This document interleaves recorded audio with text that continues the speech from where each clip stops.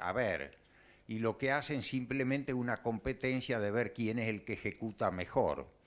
A mí me decía Vivian, bueno, distinto es hacer eso en un país de altos ingresos que meter una prisión privada en un país de los nuestros, sin presupuesto, con una altísima deuda externa, con grave hacinamiento. Entonces hacemos una prisión privada que lógicamente, salvo que pongamos al frente de la prisión a Drácula,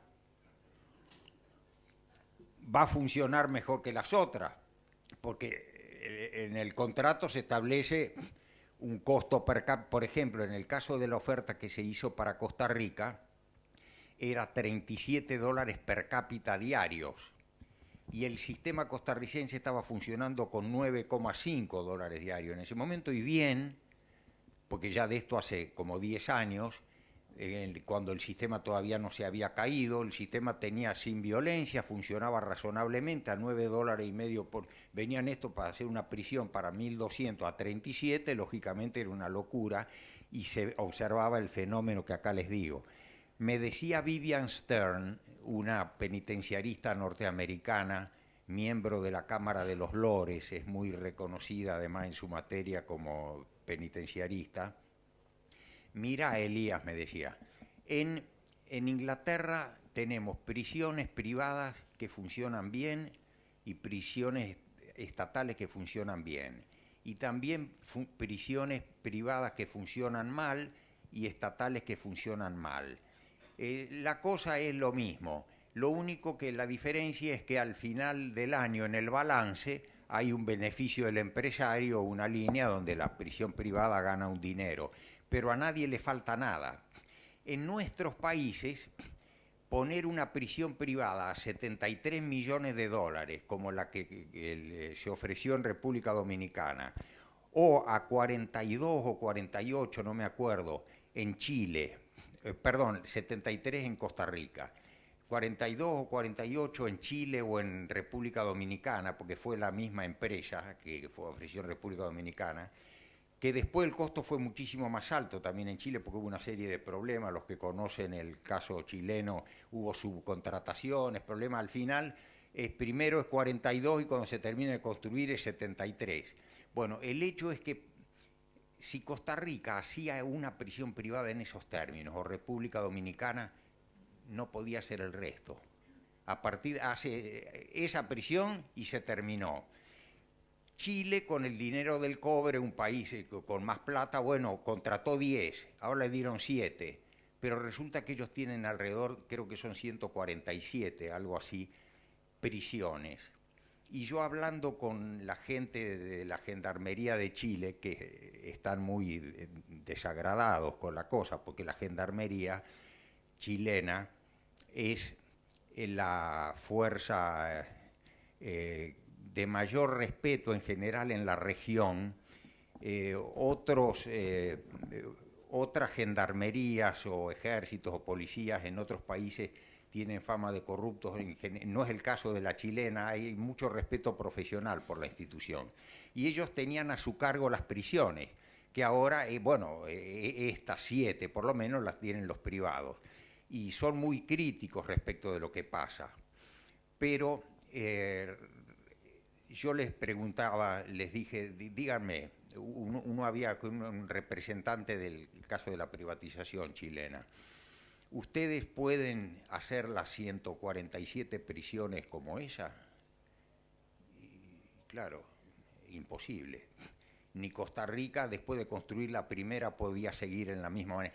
De manera que no es lo mismo, esto pensando aún en el caso de que funcionara bien. Supongamos que funciona bien. Bueno, tienen bien estos 1.000 o 1.200, pero el problema es global. En República Dominicana ya van por la número 17, pero si hubieran hecho la primera con 42 millones, ellos habían hecho 9 con 10 millones. De manera que es un mal negocio. Suelen poner las empresas a hacer cálculos que son tramposos y entonces muestran que hay un ahorro. Eso no es cierto. Y desde otro punto de vista de política criminológica, y lo mismo también desde un punto de vista ético y también de derecho constitucional, hay argumentos que en contra. desde el punto de vista ético, realmente la función de la pena, que es la culminación de la justicia, que es una función estatal por excelencia. Si se comercializa pueden ocurrir cosas gravísimas. Posiblemente posiblemente vos conozcas, que también salió en los medios de comunicación de todo el mundo. No hace mucho, hará 1 año y medio o 2 años, en Pensilvania, 2 jueces fueron investigados y condenados por recibir $2,5 millones para llenar prisiones de menores de edad que estaban vacías y que tenían pérdidas. Entonces resulta que los condenaron por acciones que no eran ni siquiera delito. Bueno, interesante que los encontraron y los condenaron. Pero eso pasa cuando se transforma en un negocio. En el caso de la prisión estatal, podrá ocurrir que haya hechos de corrupción o que haya mala administración, pero nunca este tipo de negocio. Lo que les digo está bueno, salió en los periódicos, también en The Economist, y está relatado en un libro que yo entregué a algunos de los aquí presentes, con lujo de detalles. De manera que, bueno, eso respecto de la... Entonces, no es lo mismo, repito, la prisión privada en Estados Unidos o en Australia o en Gran Bretaña, que la prisión privada en un país de medianos ingresos como los nuestros. Aún en el caso de que funcione bien, es inconveniente.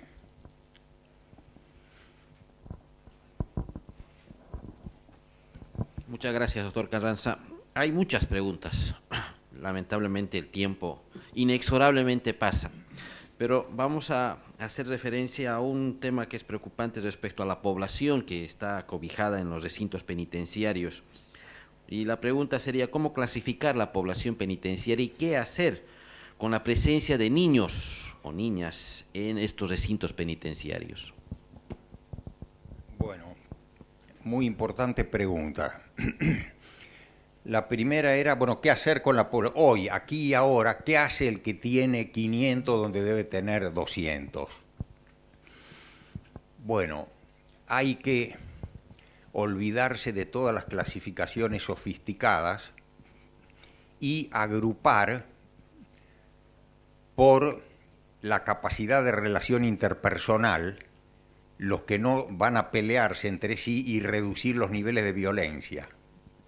Lo otro es imposible porque clasificaciones sofisticadas, cuando no tenemos espacio, inclusive en las prisiones actuales donde muchas aparte de los módulos de dormitorios, otros ambientes que tenían otras funciones han ido siendo transformados en dormitorios por el problema de la falta de espacio. Entonces la prisión que tenía capacidad para 400 hoy tiene capacidad para 1.100 porque eliminaron la cancha de fútbol que había. Bueno, las condiciones van empeorando cada vez más y vamos redefiniendo con mayor capacidad. Lo que hay que hacer es clasificar para reducir la violencia y las muertes. Ese debe ser el objetivo central de toda la clasificación.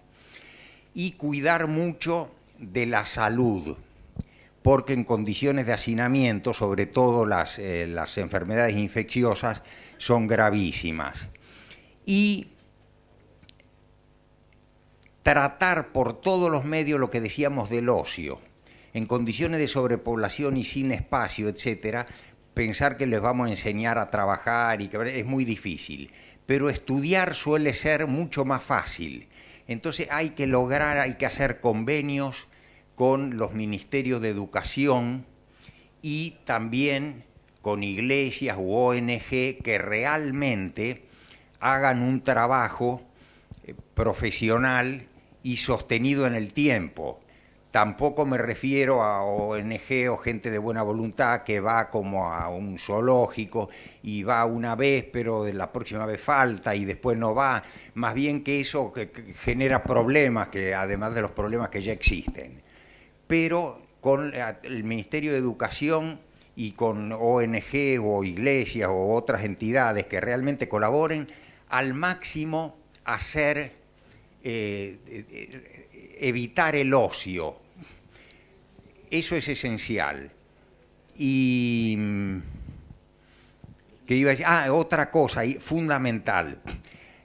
La reforma, esto no lo puede resolver solo el sistema penitenciario, porque el sistema penitenciario está al final de una cadena que recibe los presos que le manda la policía, el Ministerio Público y los jueces. Entonces lo que hay que hacer, que ha dado muy buen resultado en el caso de Costa Rica, suele ser difícil sentar en el mismo nivel a los directores de prisiones con los jueces o con el Ministerio Público para resolver los problemas, porque hay una especie de problema de estatus. Como que los jueces, y no todos, pero los jueces y el Ministerio Público le echan la culpa a la policía de las cosas malas que hace y al sistema penitenciario de la situación de hacinamiento. Pero los que generan los presos son ellos. Entonces hay que reunirse a un mismo nivel.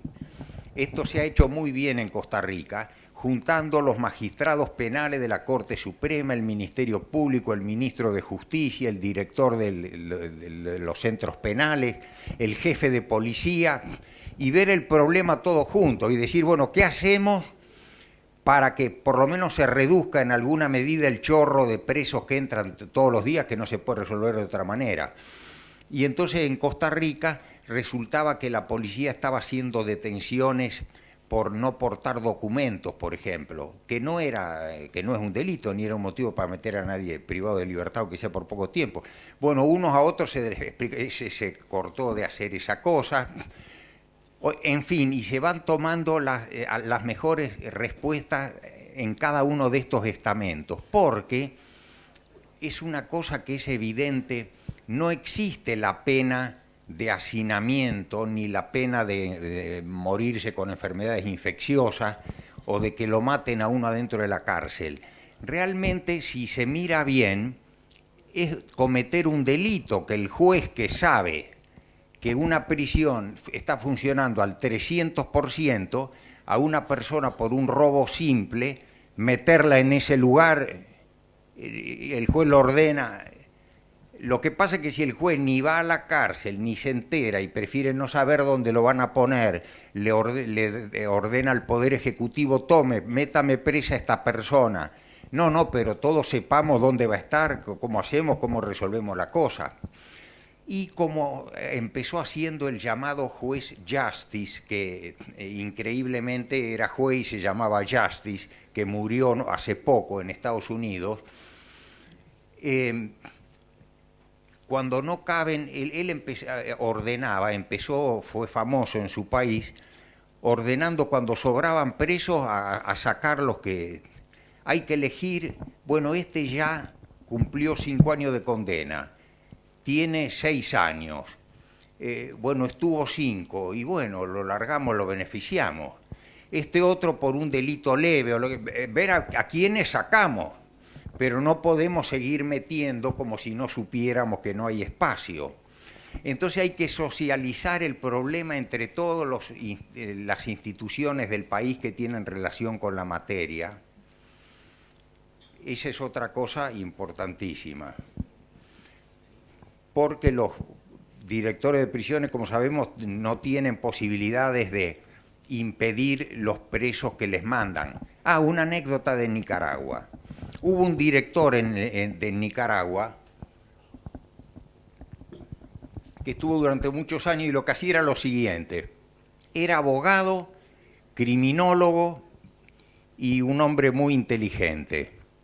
Cuando le mandaban un preso de más, él ya tenía preparado una especie de machote que decía más o menos lo siguiente.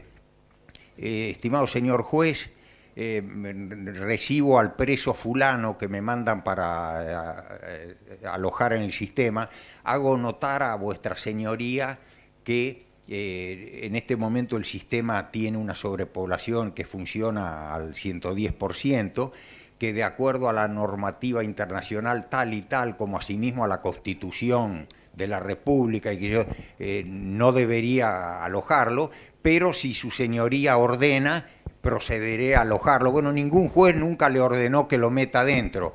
Ahí se me fue el nombre, tal vez vos te acordás, ¿cómo se llama? Lo tengo en la computadora, en un libro, hace mucho que no lo veo. Pero bueno, y así funcionó, y por eso es una de las razones que el sistema... Pero hay que socializar, no es posible que los jueces manden... Yo he conocido muchísimos jueces que no conocen las prisiones donde van a parar los presos que condenan. Aunque sea por curiosidad, uno dice, a ver dónde estarán, cómo es. O sea que hay que socializar el problema, no trabajar en estamentos estancos. Muy bien, muchas gracias, doctor Carranza. Sin duda, hay muchas dudas. Agradecerle, doctor, por su exposición. Vamos a pasar a un pequeño break, pero muy cortito. 5 minutos, por favor, porque después vamos a continuar con la exposición del señor ministro Carlos Romero.